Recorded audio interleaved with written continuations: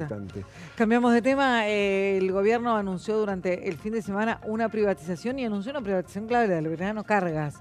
Exactamente, que de hecho formaba parte de ese listado acotado de empresas públicas que quedaban sometidas a la posibilidad de ser privatizadas. En este caso, la compañía de logística y cargas, o sea, no la parte de pasajeros del Belgrano, solamente Belgrano Cargas, que había sido reestatizada, ¿se acuerdan?, durante la presidencia de Néstor Kirchner, y que se había armado un consorcio estatal que incluía, por ejemplo, al sindicato de camioneros. ¿Te acordás que formaba parte Moyano, que después fue cambiando la constitución de esa empresa, pero según el gobierno seguía siendo muy deficitaria? El año pasado, según cálculo oficial, 112 millones de dólares perdió. Y es importante, es clave esta privatización para todo un enorme sector productivo de la Argentina.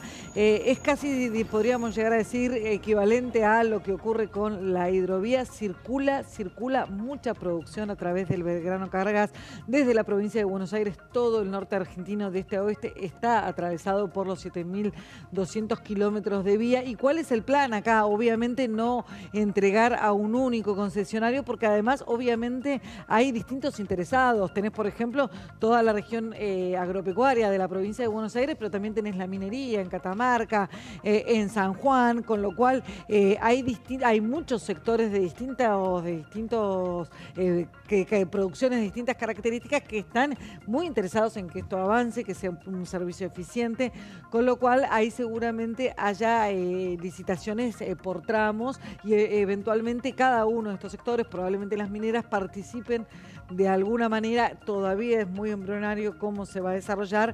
En principio está firmado el decreto para avanzar en esta venta. Claro, lo que van a hacer, como vos decías, por partes, se van a, por ejemplo, a rematar todo el material rodante.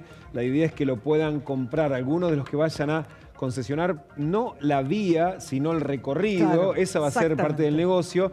Va a poder haber muchos operadores en simultáneo. Por ejemplo, uno que se especialice en traer recursos mineros de Catamarca, pero otro puede ser solamente de oleaginosas de la zona de núcleo. Y eso va a permitir entonces competencia, que es lo que quiere el gobierno, para que haya mejores precios y con el dinero arreglar las vías, que ese es un problema.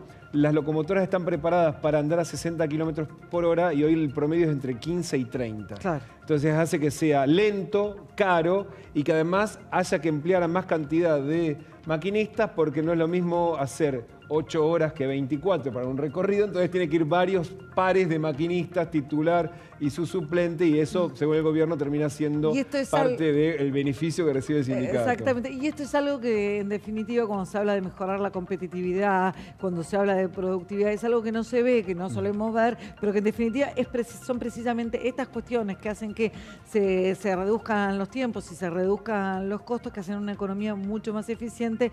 Y en definitiva, en esto sí hay que darle la razón al gobierno. No todo pasa por devaluar, sino pasa por este tipo de mejoras claves estructurales de la economía. Y el sábado